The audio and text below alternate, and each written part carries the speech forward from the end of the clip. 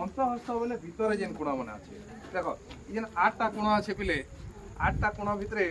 बाहरे केतरा कोण अछि भितरे केतरा कोण अछि बाहरे केतरा कोण अछि 4टा भितरे केतरा कोण अछि 4टा क्यों कोण किए देखै परिबो अंतःहस्त कोण देखा 3 4 5 6 वेरी गुड अंतःहस्त कोण हला एबे बहिस्थ कोण 4टा देखाओ 4टा बहिस्थ कोण 7 8 2 वेरी गुड तो टोटल 8टा कोण আছে 8टा कोण के दुईटा कैटेगरी करा हिचे सेटा हला अंतःहस्त कोण आ गोटे बहिस्थ कोण अंतःहस्त कोण 4टा अछि 3 4 5 6 सेही परि बहिस्थ कोण केतरा 4टा 1 2 7 8 वेरी गुड अच्छा एकांतर कोण दुई जोड़ा अछि पिले से दुई जोड़ा एकांतर कोण को किए देखै परिबो रेज योर हैंड हां एकांतर कोण देखिबार अछि हला 3 6 वेरी गुड एटा गोटे जोड़ा 4 5 वेरी गुड तो एकांतर कोण जानलो कोटा एकांतर कोण कहा जाय तो एटा देखि पड़छो पले जेड आकार रो अछि को आकार रो जेड आकार तो जेड आकार रो दुईटा कॉर्नर जोटा थाए ताकू कहा जाय एकांतर कोण एटा भी जो देखबा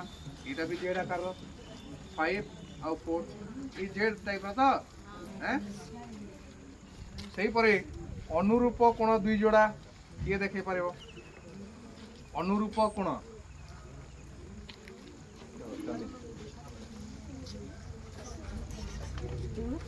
2 आओ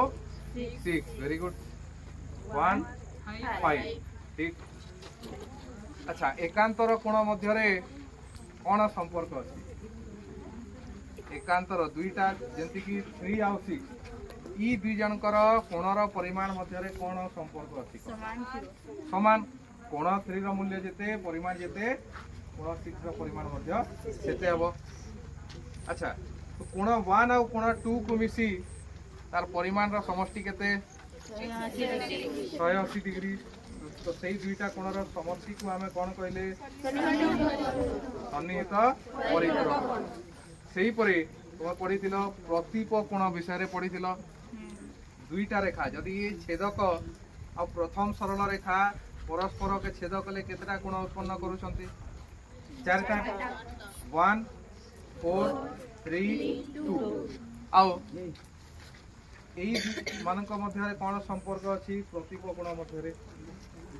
কোণ 1 रो परिमाण কাহা সহিত সমান কোণ 4 কোণ 2 रो परिमाण 3 वेरी गुड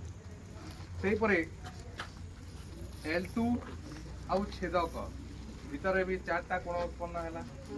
5 6 7 8 एटा भी प्रतीप कोण हे पारबा कि नहीं